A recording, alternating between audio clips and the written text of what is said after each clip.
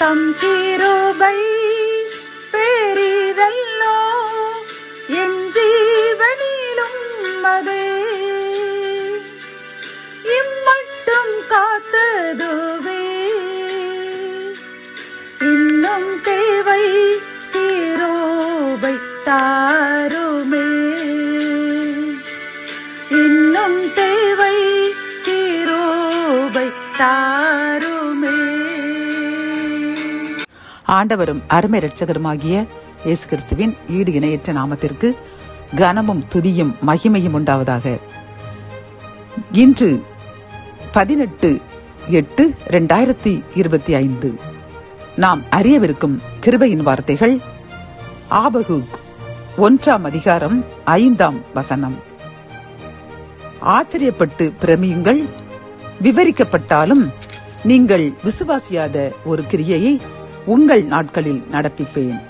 கத்தோலிக்க வேதாகமம் இவ்வாறு கூறுகின்றது: வியப்பும் திகைப்பும் அடையுங்கள், ஏனெனில் உங்கள் வாழ்நாளில் நான் செயல் ஒன்றை செய்திடுவேன், விளக்கி சொன்னாலும் அதை நீங்கள் நம்ப மாட்டீர்கள். ஆபகுக்கு 1:5.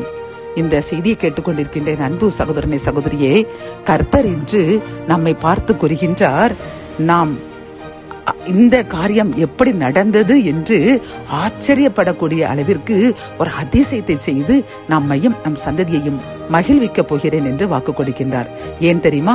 நாம் கடந்த நாட்களில் கர்த்தர் கூறியபடி ஒரு சில பாவங்களை நம்மை அறியாமல் செய்து கொண்டிருக்கின்ற அந்த பாவங்களை நாம் அறிக்கையிட்டு அப்படி செய்ய மாட்டோம், கர்த்தருக்குள் மிக தாழ்மையாக வாழ்வோம் என்று உறுதி எடுத்துக்கொண்டு அதன்படி நடக்கின்றோம் அல்லவா?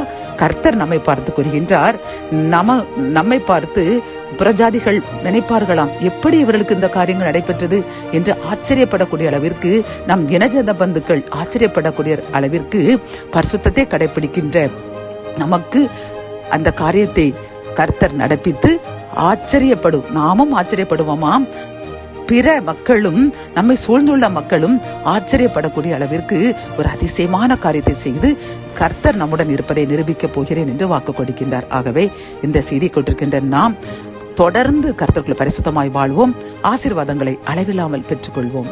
என் அன்பு தகப்பனே, இந்த கிருபையின் வார்த்தைகள் மூலமாக அப்பா, நாங்கள் அனைவரும், நாங்கள் மட்டுமல்ல பிரஜாதிகள் கூட இவர்களுக்கு இந்த காரியம் எப்படி நடைபெற்றது என்று ஆச்சரியப்பான ஒரு காரியத்தை செய்து எங்களையும் எங்கள் சந்ததியையும் மகிழ்விக்கப் போகிறேன் என்று கூறின கிருபையின் வார்த்தைக்காக நன்றியப்பா. நாங்கள் தொடர்ந்து பரிசுத்தமாக வாழ்வோம் என்று தீர்மானிக்கின்றோம். ஆசீர்வதிங்க, அதன்படி எங்களை பரிசுத்தமாக்குங்க. மீட்பர் இயேசுவின் மூலம் ஜெபம் கேளும் நல்ல தகப்பனே, ஆமேன்.